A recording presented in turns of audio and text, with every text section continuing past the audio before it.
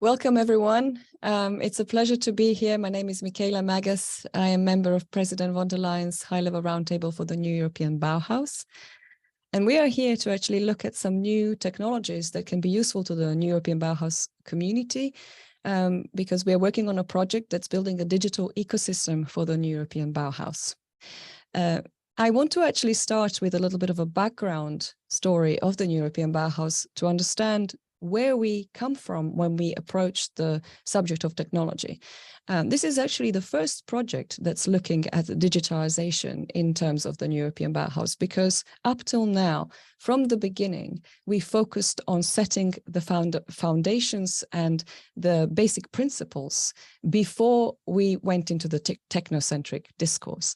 So I want to remind everybody that the initiative was launched by the President at her State of the Union address in September 2020 as a co-creation space that assembled people from all these different disciplines, also very much facilitated by the cultural and creative sector, but actually including scientists, engineers, all kinds of disciplines, because that was the only way that we could see that we could create the kinds of solutions that are needed in order to meet the requirements of the Green Deal.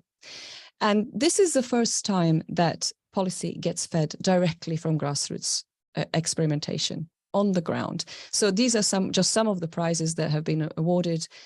We went for multiple prizes, multiple incentives to communities on the ground to create. And we also collected right from the beginning thousands and thousands of fantastic projects and ideas that were created at the grassroots, in creative communities, in regional communities, all of them really inspiring, really amazing. And they create the kind of evidence for high-level policy of what is possible, what is really achievable. So the co-creation element is really important. Feeding policy directly from grassroots experimentation is really important.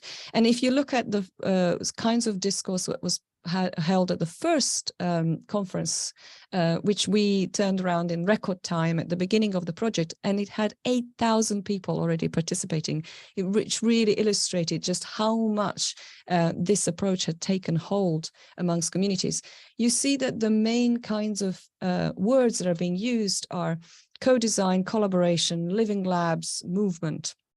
These types of words, in addition, of course, to the three that you probably associate with the new European Bauhaus, which is beautiful, sustainable, and together. And when we were asked as high-level roundtable to put together a concept for it, we started from the point of view of experience, because many of us had been running communities and community-led projects or experimental labs with communities, with multidisciplinary communities for very, very many years, in my case, 10 years and 21 global labs. With a community of over 8,000. We then started by mapping our values first and foremost. So we didn't start by saying which tools do we need. We didn't start by saying let's get the funding and let's be top down about it and give some directives. Instead, we started with bottom up and by mapping what are the societal and cultural values we want to start from building this space. And the first thing that emanated was a strong line of justice. So this is quite unusual, as you can imagine, for an initiative to start from that perspective, but it is for all the good reasons. And if you look at the kind of things that came out of the concept in the concept paper, the paradigm of radical inclusion was introduced, for example, amongst other things, and you can have a look at it online. The other thing that came out when we mapped our outcomes was the idea of learning through doing. Now, it is a learning process. If you have a multidisciplinary environment, it is important that every single contributor's idea is noted, and that every single contribution is valuable, and that it is registered, and that we are all on an equal playing field. So you can't have one person dictating with their knowledge to others. It has to be a level playing field, and it has to be a learning process. And so the project has been very much a learning process. So once again, encouraging the idea of collaborative innovation labs and experimental learning labs. So the source of paradigms that have emerged from our co-creation processes are a focus on more than human ecosystems, so ecosystemic approaches, where, of course, if we want to reach the Green Deal, we can't just be human-centric, we need to include all ecosystems, all other species. focusing on where we converge. So this is, for example, from one of our labs where an oceanographer is collaborating with an artist using technologies that were used to measure the rate of glacial melting. So we converge around these kind of ambitions and around these topics, and then we can work together. And we are cross-domain, but we never cancel each other out. So every idea is important. And this is a lady, a famous oceanographer, who contributed with her knowledge.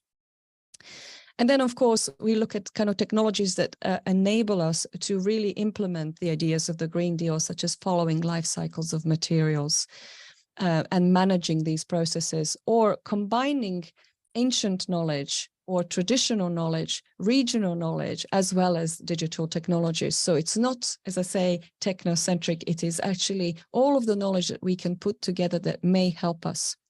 And very importantly, have a beyond European perspective. So no matter how much we focus on a local challenge, we also have to have this global view, because of course we can't work in isolation. So this is us, for example, working together from Portugal, together with Chicago in this particular instance in a lab.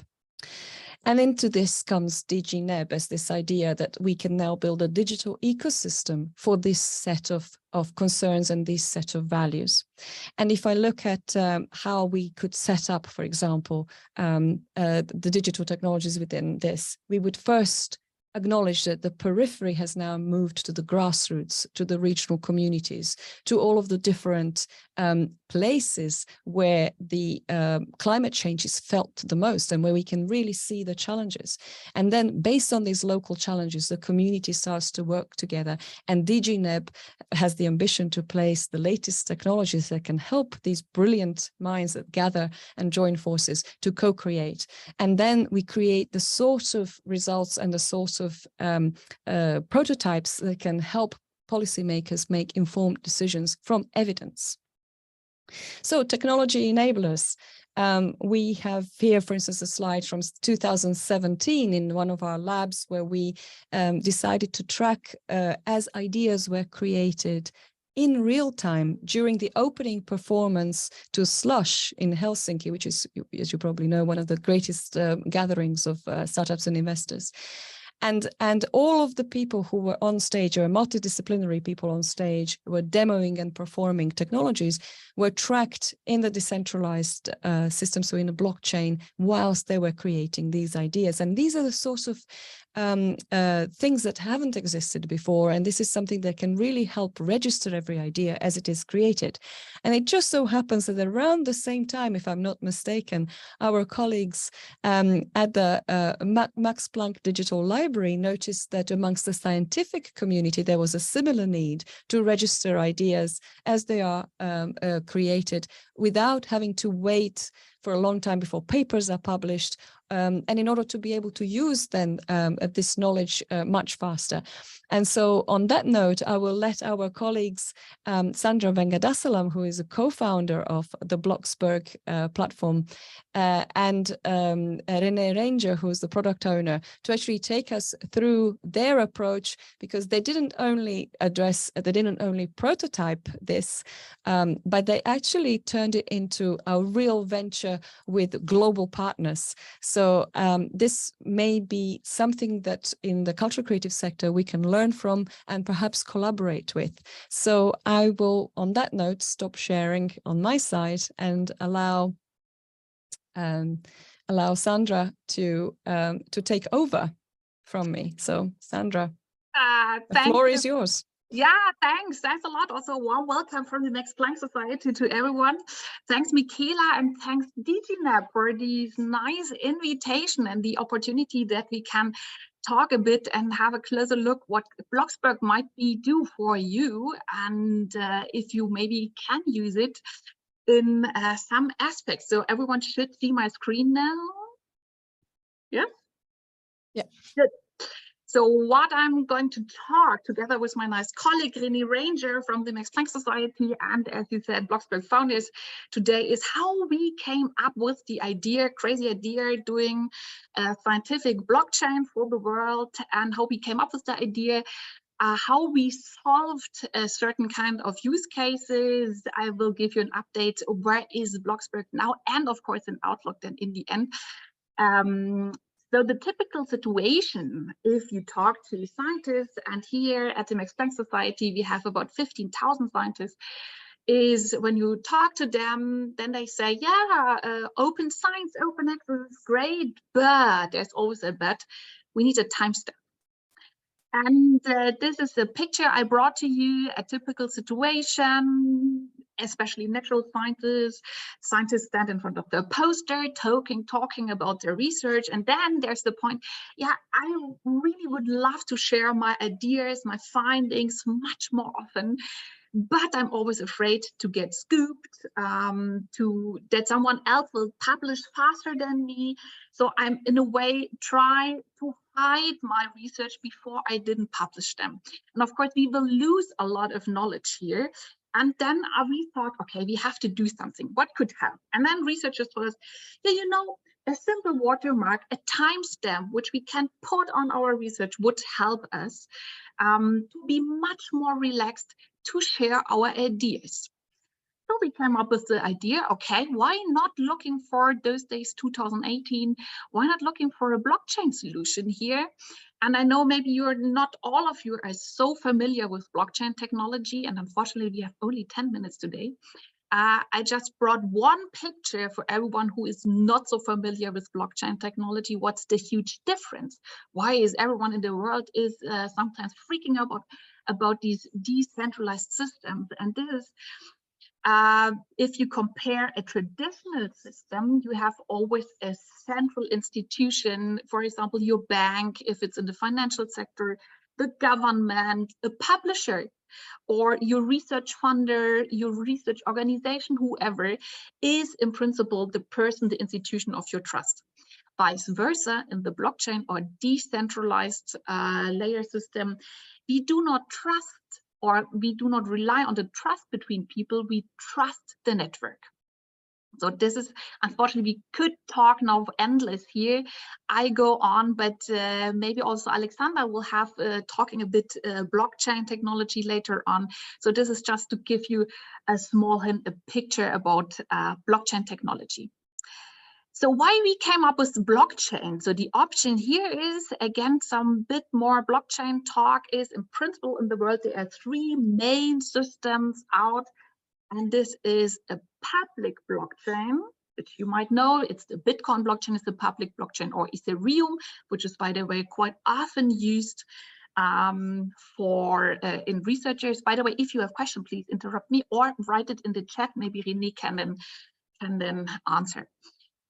Or vice versa, a private blockchain, it's used like, for example, Hyperledger is a known private blockchain, and we have a blockchain which gets the benefits of two of them. It's called the public permission blockchain. We saw those days, okay, this might be a blockchain, a blockchain system, what we can use. Of course, in principle, we can also tell our scientists, go to a notary, and the notary give you a certificate that you have this kind of data in your hands now. But this is not useful in the daily use case. So we came up with the idea. In those days, we had a very good student here. He told us, okay, there is no real good blockchain out in the world which is driven by science for scientists. So we need, it's also called consortium-driven blockchain for science and the public. And 2019 in February, it was the time the blockchain community says, okay, the first node or the first nodes which are set up is the so-called genesis of a blockchain. We decided to have our own blockchain for science by scientists. We call it often also a winter's tale. Those days there was snow in Bavaria. Fortunately, the Max Planck Society has a private castle, a gift from Bavaria.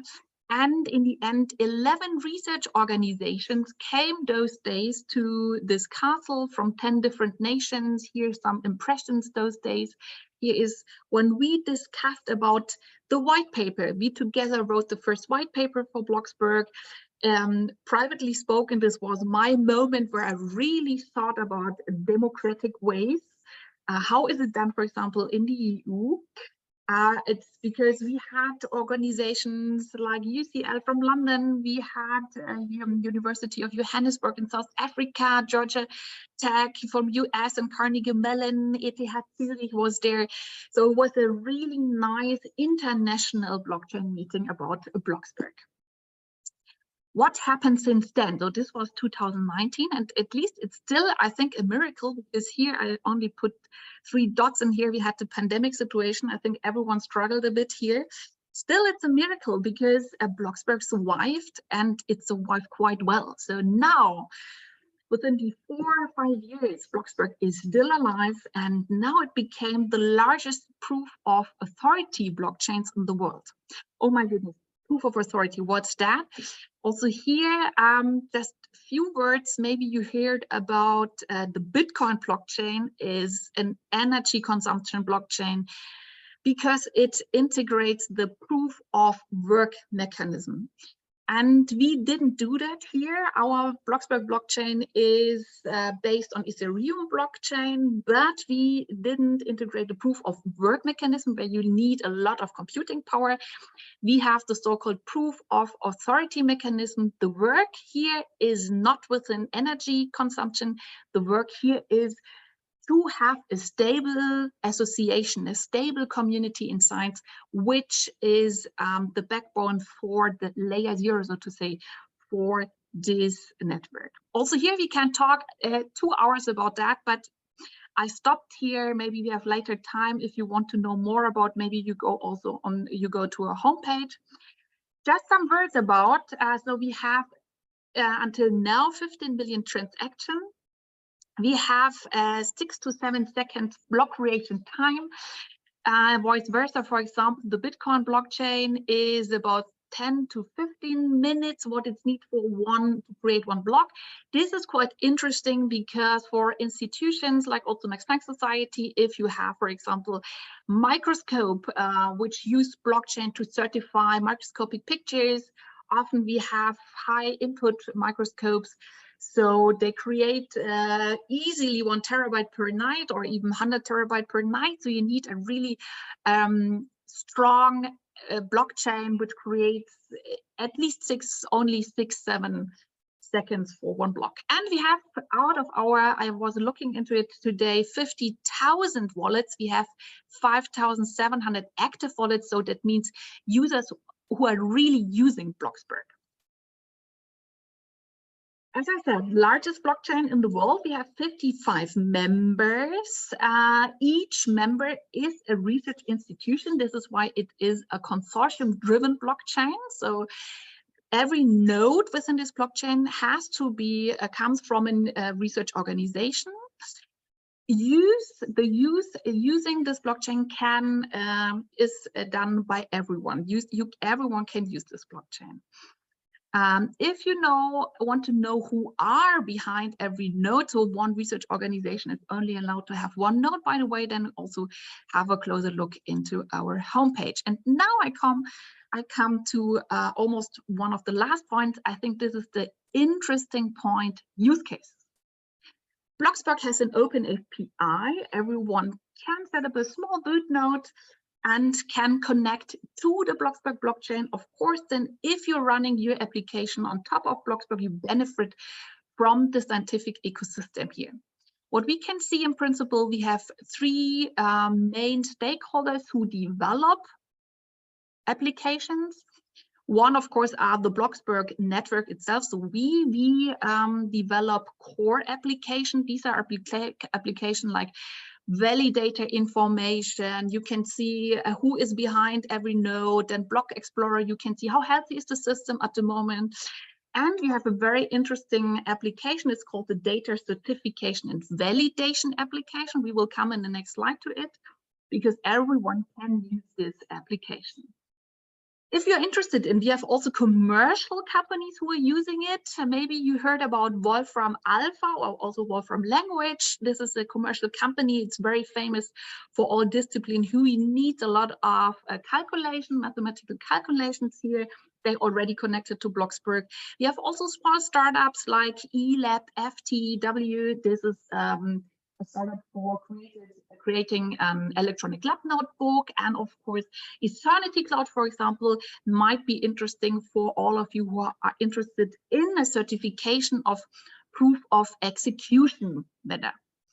And then, of course, we have our 55 members who are also very active in this network. They also develop quite interesting applications. For example, during the pandemic situation, Fraunhofer set up a platform, an open access platform, and connected it to Bloxberg because of material methods and papers for coronavirus. Our friends from the Westphalian University, they set up MATLAB integration, and we will also have here a closer look to our C-file integration exclusively for our Max Planck scientists. And I brought these use cases to you to see a bit, at least some screenshots here, how we do research data certification here. But first of all, the core application, it might be interesting for you. Anyone can certify and validate any kind of digital asset through Bloxberg. It's really available. And maybe attention to everyone, if you certify your data via the Bloxberg app, your data will not be stored on Bloxberg because you have to take care by yourself of storing. Why? It's mainly, so of course, Bloxberg cannot save the data of the world. This is the one issue. And the other one is that scientific institutions, they take really care about saving their data behind their own firewall, according to the good scientific practice and in each country, in each institute. So be aware, you do not save the data on the Bloxberg blockchain, which is also kind of security for you. A short screenshot here, go to certifybloxberg.org. Tell Bloxberg what is your digital asset. It can be a note on the piece of paper where you make a photo, some proprietary file formats, an Excel sheet, whatever you want. And in the end, you will get a certificate, which was made by, in principle, the 55 members of the Bloxberg network. We, as I said, integrated that into our sync and share kind of a Dropbox tool privately for the Max Planck Society. Our researchers here, they use, we call it Keeper, to share their data with collaboration partners within the Max Planck Society, also with external collaboration partners. We call it also a fire and forget blockchainification. You can blockchainify single data, also badges of 1,000 files with a single click. And I brought here also some screenshots here. If you want to add metadata, you can do it. You don't have to do it because we have researchers who are telling us, oh, you know, for me, I don't even want to tell anyone what I'm doing. I only want to have a hash here, the watermark stamp on my research data. And this is a screenshot of our Keeper system, the sync and share Dropbox, kind of a Dropbox tool. You see here the small button. Researchers only have to click there, and the same moment they get them, if they want, they can add metadata to it, but they don't have to. The research data are hashed, and in the end, you get a very nice certificate. And in our case, we made it in a very nice way. So in this moment, also the data are archived and versioned in this way. So this is how we implemented it for our researchers. And if you are interested, please come to us, because you can also maybe do it within your own platform, what you daily use. So it brings me to the end, outlook for the next years, and also to the next questions of Michela and the next question round. Just before we come to that point, I brought you some sections in which Bloxberg will evolve in the next years. So we will talk, of course, a lot of the intellectual property, how to, yes, to save it, but also Bloxberg and the data certification is something for the academic publishing sector. I think maybe we can also talk about that, what we can do here. Research funders are now also really interested to maybe to set up a whole process of when a grant application comes in and so on. Scientific identity is a major topic now, even now with ChatGPT. Also, maybe we can there have a small discussion. Of course, within the whole sector, research and development is quite interesting. Research data marketplaces and data sharing and computation. This is also a huge section where we will see much more, I'm sure, in the next years. This brings me to an end. I stop my presentation. Maybe you can bring back the question that we had on screen so that we can bring to the audience's attention. So I hope that you have managed, obviously this has been a sort of a whiz through. If you're not familiar with this type of technology, it's a little bit heavy for most people, but I hope you have managed to grasp that actually it makes the idea that if you have something that you have produced, whether that be a blueprint, a prototype, or whether it be an idea that you have jotted down, or even a sketch, you can actually attach a timestamp to it. It will be hashed forever. It is actually safely stored. And within the cultural creative sector, I think we have for a very, very long time struggled with the fact that the kinds of ways to register ideas and register intellectual property have been way too heavy and long processes in order for the community to benefit. And this creates a very agile system for us to be able to register ideas. Once we have registered ideas, we can actually allow others to build upon our ideas in full knowledge that we are going to be acknowledged, or we are part of the whole co-creation process. And so, and also thank you for the interest in the chat. I can see that lots of people have been participating. Maybe I can draw everybody's attention to the Mentimeter again. Maybe Sandra, if you can share that page with the Mentimeter, or Maria can do that, that's perfect. Thank you.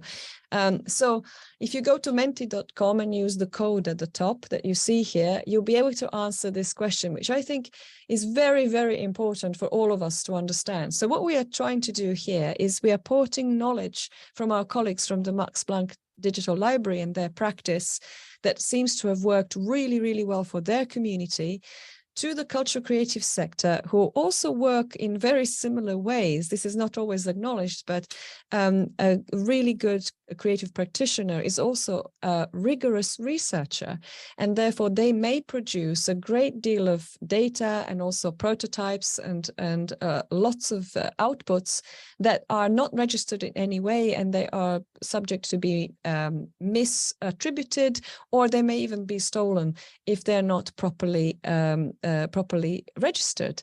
So we are really interested to know from your creative practice, or from your practice in the co-creation environments, what are the challenges that you have been facing? It doesn't have to be your own challenge. It could be a challenge that you have observed from the community, for example, when you are co-creating. And we would like to give you a couple of minutes to actually submit some ideas or some use cases. If we have use cases, then we can actually go from there and see how, for example, technologies like Bloxberg could help with these use cases. So yeah, please go to Mentimeter and put in this code, and then we will gather the answers from there. But also, because I see that sort of time is running out, I would like to also invite our panelists to join us, and we can actually continue the discussion. And then we can perhaps revert back to any of the use cases later. So if I could ask the panelists to join us and turn their cameras on. We have with us Michelle Gertze, who's legal counsel at Bureau Architectenregister in The Hague, in the Netherlands. And Michelle helps architects to register and protect their works.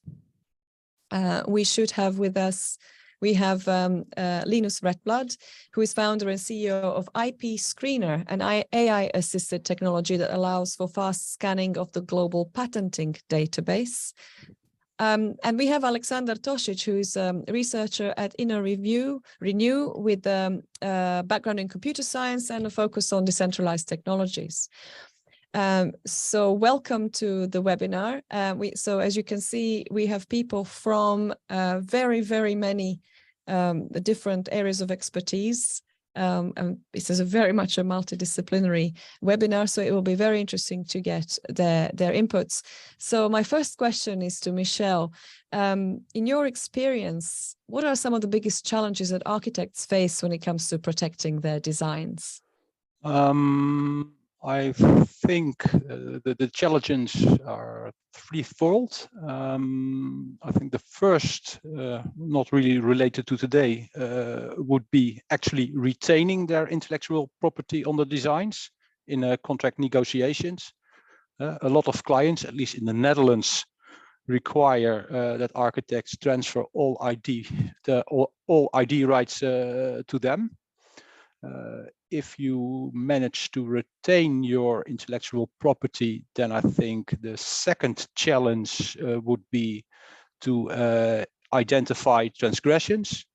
Nowadays, architects share their designs on a project basis with the clients, consultants, contractors, the authorities. And of course, they also share their work with peers and the wider public through websites, presentations, publications, etc., etc. Once a design is in the open, it's really hard to track resharing and reproductions of these designs. Well, in fact, these resharings and reproductions can harm your reputation and your business model even. Yeah, and basically in most cases that I know of, copyright infringements are kind of detected by chance, accidentally. So not really, there's no really a structural like quest to seek out infringements. If you would discover an infringement, then I think that the third challenge would be if you would consider legal action, then you will run into what I call the burden of evidence. If you go to court, you must be able first to evidence your authorship. Well, that is something I think that relates to what was talked about earlier. So you have to have proof, be able to document that you are in fact the maker of the original design. And secondly, and that will be harder, is you must evidence that there is a transgression. So that the other design is in fact a copy of your design. And in reality, copies are rarely identical. So then you must prove that the other architect or client or whatever has actually reproduced your design, because two architects can make similar designs apart from each other, and that doesn't necessarily mean that there is copying involved. So I think that would be the three most important ones. Yeah, very, very interesting from the point of view that it's not just a matter of registering a certificate to help you do your job, but from what I understand from what you have just said, it is also what you register and how you describe it, because I would imagine that it would require for the architects to understand if they were to register some part of their authorship as a certificate, it's not just a matter of saying, well, here's one blueprint. There could be parts of that blueprint that are copied.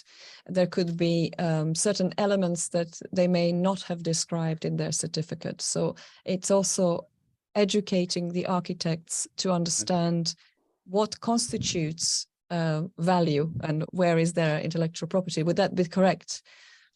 Yes, and of course, when you talk about the describing, it is important to acknowledge that within the creative sector, that there is a focus on visuals, so not text. So describing a design will be a difficulty in itself. Yeah, and a visual can be a 3D model. Yeah.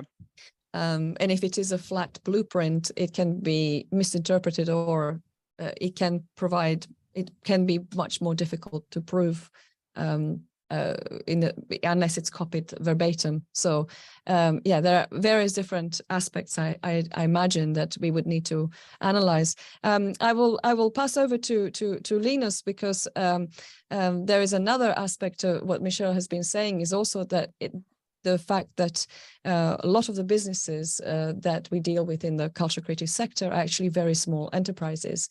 Even in architect studios, you may have very small architect studios that are actually managing very, very large projects. And so according to some statistics, some research actually shows that 84% of the culture creative sector is made by small enterprises. And of course, that makes enforcing the rights to their ideas all that harder.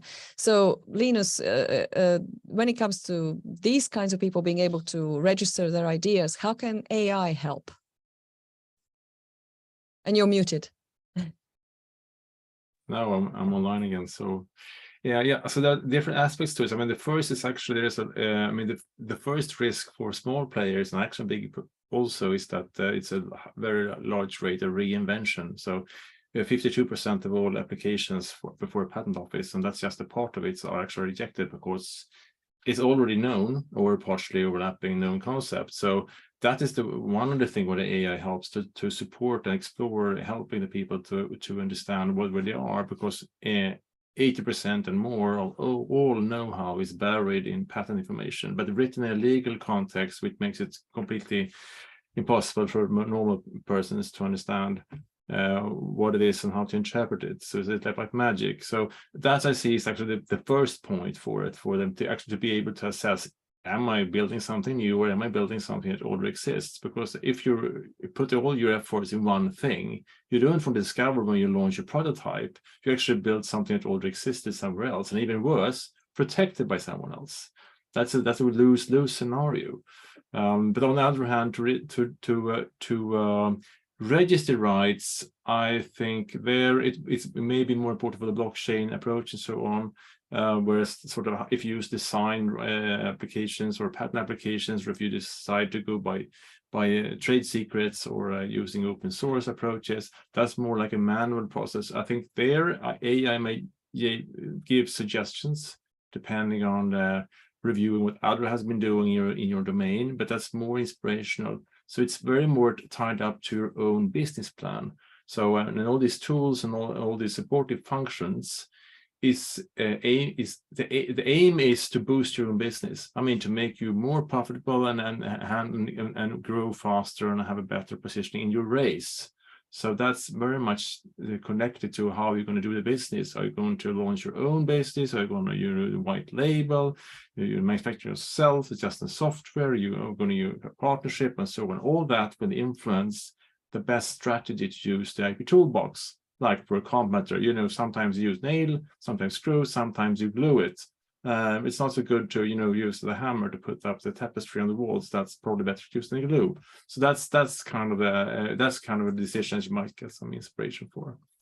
In very short. So I think the best benefit for AI there is actually assessing that you're doing the right thing, and also a parenthesis to that: the 90% of this know-how is actually free to use. It's not valid anymore. So it's a very, very good source to also boost, because if you're going to build a unit this big and you find out that all this is actually already there and it's for free, you can focus all your energy on your USP, and you're going to be much more competitive and profitable in that area.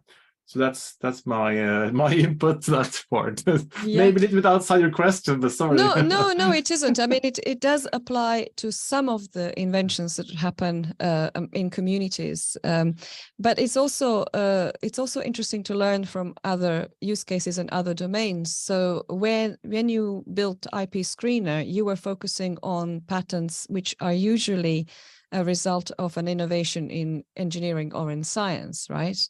Yeah.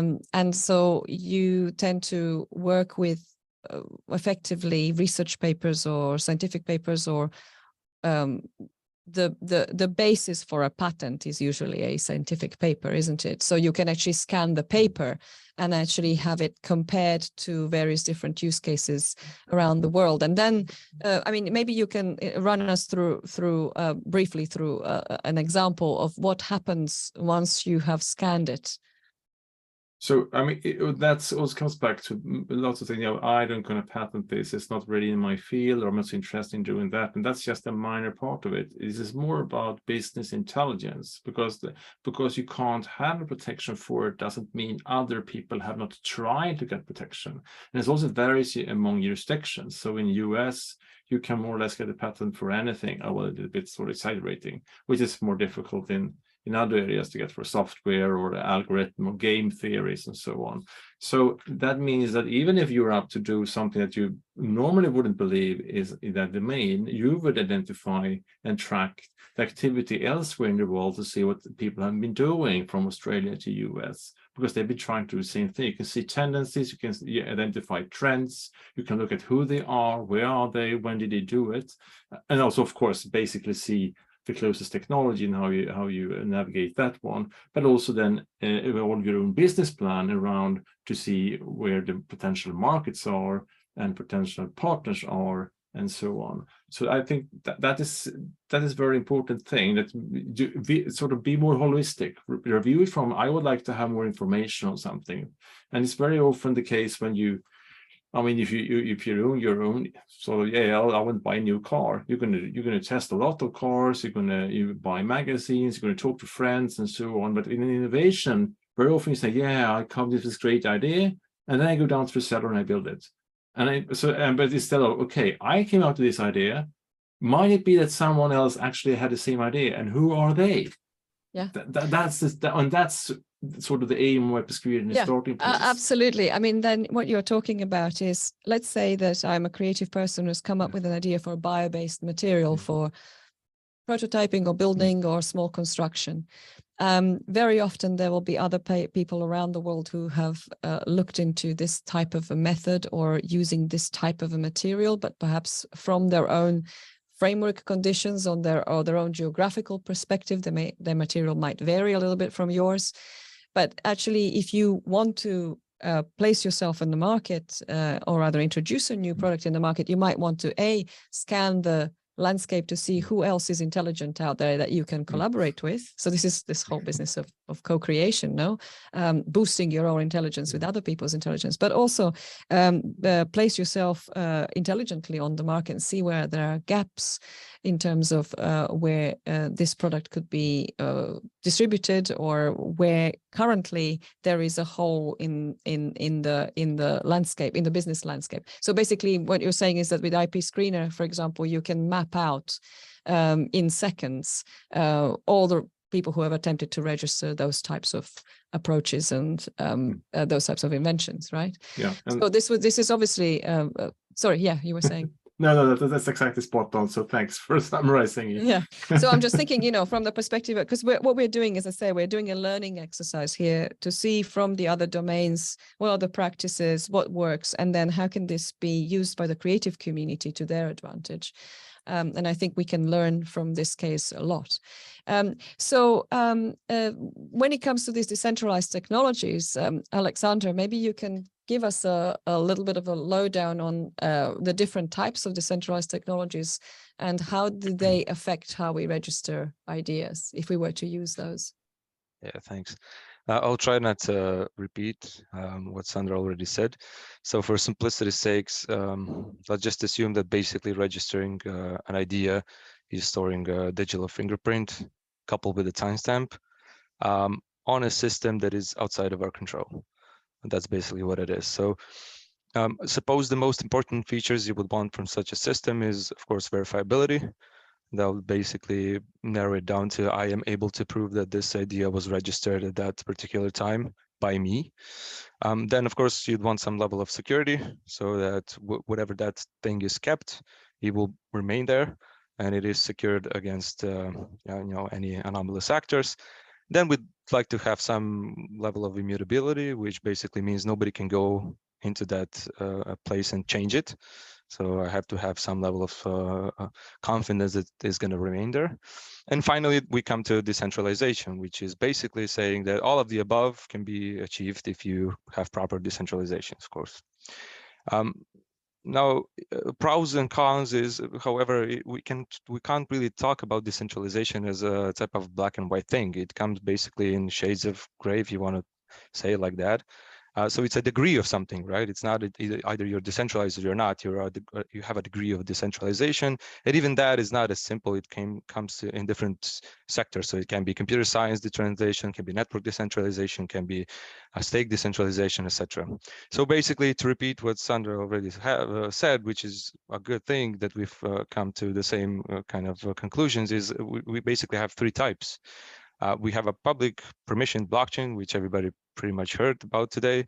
Sandra mentioned Bitcoin, Ethereum, etc. Then we have the permissioned ones, but they're still public, right? So this just basically says that whoever gets the vote needs to have permission in order to vote, but the chain and the data and everything is public, so we still maintain verifiability, security, etc. And then finally, you have the private ones, which are usually used in consortiums, so other parties that don't trust each other can have some level of agreement, but they're private, so we cannot enter, see, verify, etc. Now, the pros and cons are fairly simple. I mean, in a private type of blockchain, you require each user to register or get some level of approval in order to participate, and the entire verifiability is lost. So we are not meeting the one of the properties we kind of require. So that we can't really use. Now, the pros of using a completely private blockchain such as Bitcoin or Ethereum is that, at least from my computer science perspective, they have unmatched security and robustness. These are protocols that have been alive for decades, and there's thousands of dollars and rewards being locked in, and nobody was able to penetrate them, so they have some robustness to it, right? However, the concern directly follows that we need to basically pay for the security, right? So anything, if you want to use this system, you have to reward to keep the incentives of the maintainers in check. And additionally, this kind of means both, they are bearer assets, which people tend to forget. So registering an idea or an IP in any type of blockchain means you hold the bearer asset, so you are responsible for the security of your own private keys, and that is how the system is basically guaranteed security. And finally, there is the in-between, which is what Sandra was talking about. So these are decentralized in delegation, through delegation, of course, which are systems that are they have a sufficiently large number of entities that are given the right to vote and maintain the ledger. And these types of systems are much more scalable and cheaper to operate and participate in. However, with improper incentives, we do have some relaxation on the security. Strictly speaking, if you don't have the proper incentives for the operators, the votes can be swayed, and that's a purely theoretical, of course. So this is something that we have to keep in mind when constructing these consortiums, is the delegates that have the voting power need to have their incentives in check. And that's basically it. That was brilliant, Alexander. And fortunately, we are recording this webinar for everybody's benefit, so they can actually rewind through your mini lecture there and actually grasp any of the aspects that they couldn't at such a sort of great speed. But it was a great overview. Thank you so much. And I actually wonder if, and first of all, thank you to René for answering all those great conversations in the chat that I have. I've also noticed that there's been some really, really good conversations going on there. And maybe Sandra, you would like to react to what Alexandra has been saying, but also we have been given some potential use cases down here. Interestingly enough, they range from things like compositions of digital art, like segments and sequences of digital art, which are clearly something that you could encode, to data products, to machine learning models as a product. So all of these, Sandra, would be familiar to you and to René, because they also are outputs of scientific research. Do either of you want to answer from sort of the use cases that you are familiar with? How could you register those? That's a bit it's a bit of a wider question, I think. If you see what's happening with ChatGPT, I think we are getting more and more in the digital world, which can be a little bit overwhelming. Something we've seen also in the last couple of years, and probably was too early, was really a focus on data provenance. So where's actually data coming from? How did it develop over time? And what's the final product? So actually seeing, the full life cycle of, let's say, for example, scientific product or piece of art. So I think going more into that direction, blockchain can really help in this regard, because then you need a system that is also trusted, or is in a sense trustless. You can still manipulate your own database, or if you have a company, if you have an institute, you still can do whatever you want, or a data admin can do. But if you have something like a blockchain, and at the very beginning you start to leave a digital trail, then there's nothing you can do other, if you do not bribe, I don't know, at these 50% of our organizations. So good luck bribing 30 institutions that are globally spread across the world. So I think we will see a mix of different technologies. It will be a bit confusing, I guess, for us. Something that is super important, I think, now I have my hat of product owner, is that it's easily usable for people. I take the example, I don't know if anyone knows how to interact with the internet on a protocol level. Probably not. I don't know. No one should know. And these days, if you use a blockchain, you have to create a wallet. You have to take ownership of everything. It's a very, it's a philosophical approach that you own everything, or you have everything you do is basically yours, but you also have responsibility of it. But I guess we will end up with a mix of different systems. So maybe someone will your institution will take care of your keys, that everything is being managed. So keys in a sense that you still have access and you can show that it's yours, but you still have the benefits of all the technology underlying. So I guess that's a huge challenge that we are going to face, is not to be confused of what's happening and trying to build a solution which brings benefits and not too many obstacles for the users. So in an ideal world, I would like to see something, Sandra showed our application and still people have to press a button. This should be happening in the background. So you just use the application, and then if something goes, worst case, you end up in court, then you go back to your institution and then you say, guys, can you show me that I had ownership or this file existed at a time? And then they say, yeah, no problem, here it is, and go ahead. So one other aspect there was another question which I think is very, very interesting, which is, how do you handle the IP from the initial idea that you certify to the development of this initial idea? So are we able to evolve on the shoulders of our peers in this system? And can we then refer back to the hash, or do we need to build an app on top of your system to do that? Sandra, you're me. Sandra, you're muted. Yeah. Again, a very complex question. In my head, I think we're going in a direction where there's like a marketplace for different data pieces. And then it's a collaborative work, which is super nice because we have lots of data silos these days. And I think the technology has the opportunity to not only protect, but also open up those silos.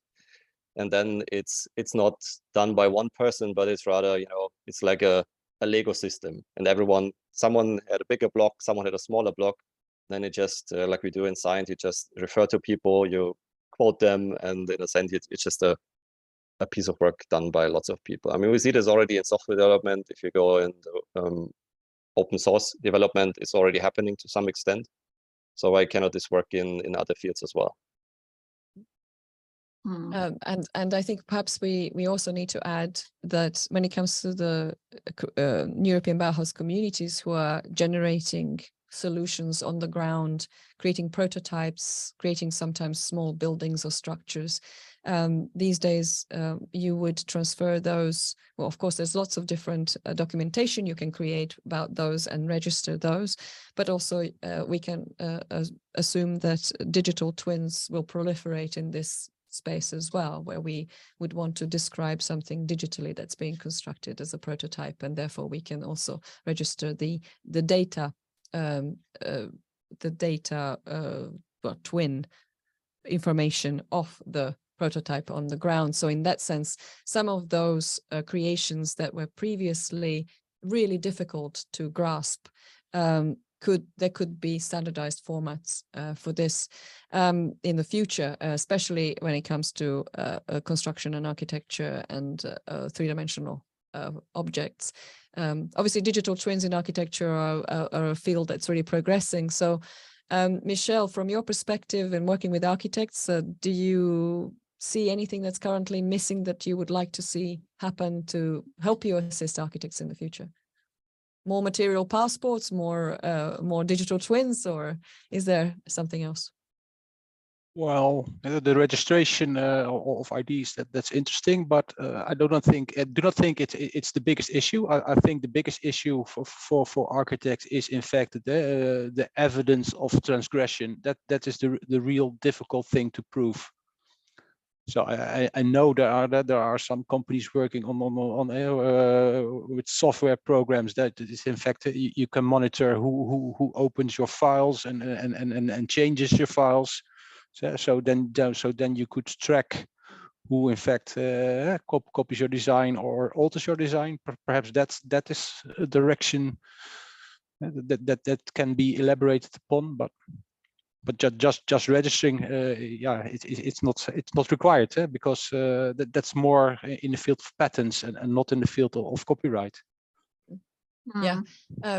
Sorry, Sandra, you were going to say? Yeah, I think maybe also this is another type of, so to build a whole process, right? Yeah. On to store the metadata of, okay, the file was saved the first time, then it was opened by this person, and maybe it was sent to another person. I think the whole process, I can also see it, for example, with the large funders, yeah, in science, that they also have this kind of a challenge to, okay, the grant application went at this time there, then it went to the other, whatever. So the time stamping of process, I think it's also quite interesting field in the next years. Yeah, and also obviously we need a standard for metadata if we are going to do that, right? Because everything needs to be findable and searchable according to the same kind of criteria. So who is the owner? Who is the author? Because the author and owner are often not the same kind of entity. And then who have rights to it as well, because there may be a group that has rights to it, etc. And all of this needs to be embedded in a metadata layer, which is something that we've been discussing. And it sounds to me also like in terms of finding breaches or copies, the system that you have developed, Linus, with IP Screener, there is an aspect of it certainly that could help there. Yeah, so the next dimension is also to be able to detect which are using your ideas, and that's a good thing to see. If they're trying to claim or active in your area, they're probably the closest one also to be mimicking what your behavior and might be using your rights. But that's a specific topic, quite interesting. And coming back to the registration of copyrights and so on for software, that's really difficult, because how do you prove that someone is using your solution when it's encoded and encrypted and compiled behind an API? It looks the same and so on, but in order to prove that, you need a lot of activity to open those systems and review that. So on that part also comes the strategy. So what to do and what to disclose and not to disclose, because it's very hard to show that what you've been doing, but very easy to understand when you've done it. You should be very, very sort of reluctant on showing that and having hard NDAs with your staff and cutting into pieces, and it may intentional typos and errors. So you can see that, yeah, but if you call that command, you actually get an error here, and we put that in on purpose. So you have to be smart in that respect, rather than just going to this is more like a game of chess as well. Yes, on one hand, it's a game of chess. On the other hand, if you look at the open source community, it's not a game of chess. It's a community that operates by attribution according to a set of rules that they all adhere to, and it seems to benefit the entire community as a result. And therefore, those who would kind of start to behave like a game of chess would probably be ostracized by the community, wouldn't benefit from it. So it's not really in their interest to do so, if I'm not wrong in saying this. So Yeah, I think Yep. that the European Bauhaus community is very much built around the same principles. Yeah. And so if we actually increase the level of trust in the community, and the community realizes, as it does in Bloxberg, for example, that people, it's not really in their interest to veer away from the ethos and the rules of the community, because they're all benefiting from it. This is where possibly, we can build then a system that would assist the European Bauhaus community in registering their ideas in an equitable manner. I don't know, Alexander, if you had any thoughts about, from the technical point of view, how can we help increase the level of trust in co-creation environments? Well, I think I can particularly speak about the way trust is violated in practice on these things, because I don't have any experience.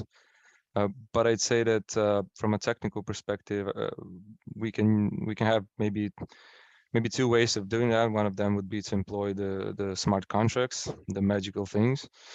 Now, those were created and are called smart contracts because basically that is what they were created. There are digital programs, basically programs that get digitally signed, and they have a set of rules that are deterministic. And if a particular two or more parties agree, they sign this contract, and they can enforce the contract through the distributed system, right? So the system will, assuming of course the execution layer is distributed, we can trust that the system will execute, and then the set of rules will naturally be enforced, right?